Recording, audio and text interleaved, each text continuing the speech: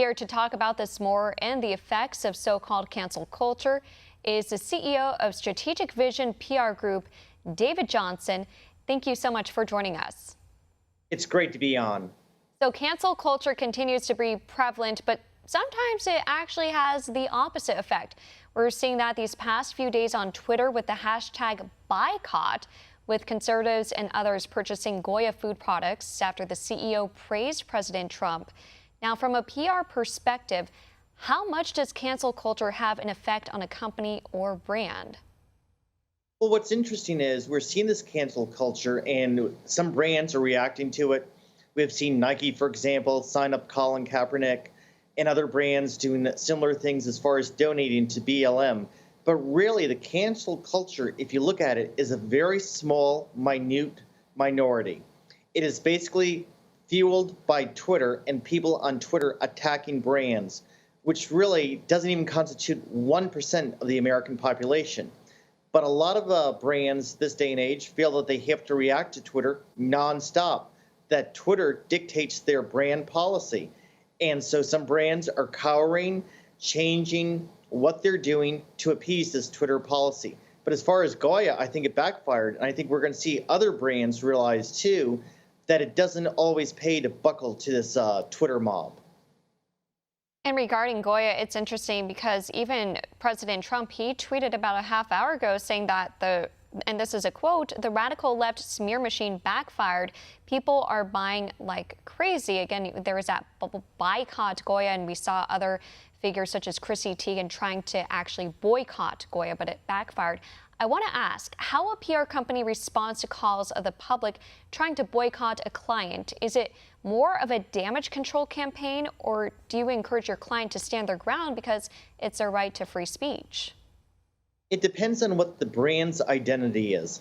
If the brand believes in free speech, if they believe in the principles that they're defending, then I urge them to be proactive, go on the offensive. We've seen this with Goya.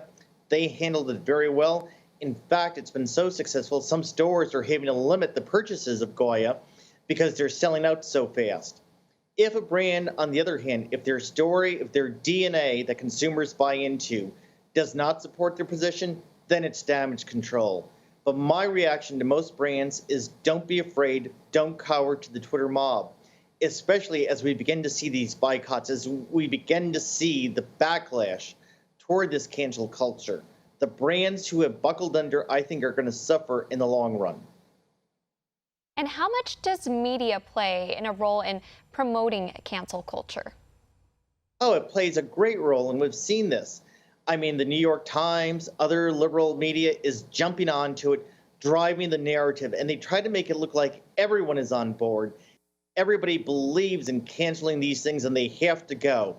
It's really a gut reaction. It's the new McCarthyism almost, but it's not working because, as I said before, it's a small, minute minority, and it's being fueled by Twitter. And I mean, even yesterday we heard with Barry Weiss when she resigned from the New York Times, talking about how the New York Times now responds to Twitter.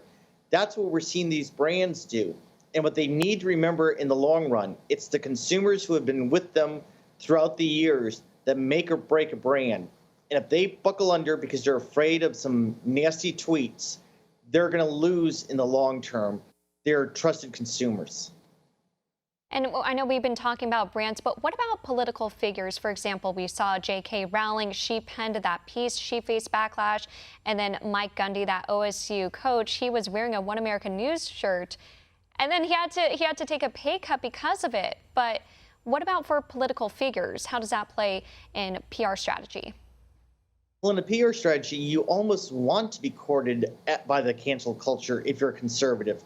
You want them to go after you because it energizes your followers, your base. It makes them keep going behind you, and it reinvigorates you. Now, on the left, if you're targeted by the cancel culture, what we're seeing is that they buckle under and apologize. My advice to a politician is be unapologetic. Take your stand, appeal to your base, let the voters know where you stand. That's what the voters are looking for this day and age. Someone who stands in principle, someone who's direct and carries the fight to the opposition. And that's why we see Donald Trump so popular on Twitter and why he uses Twitter so much.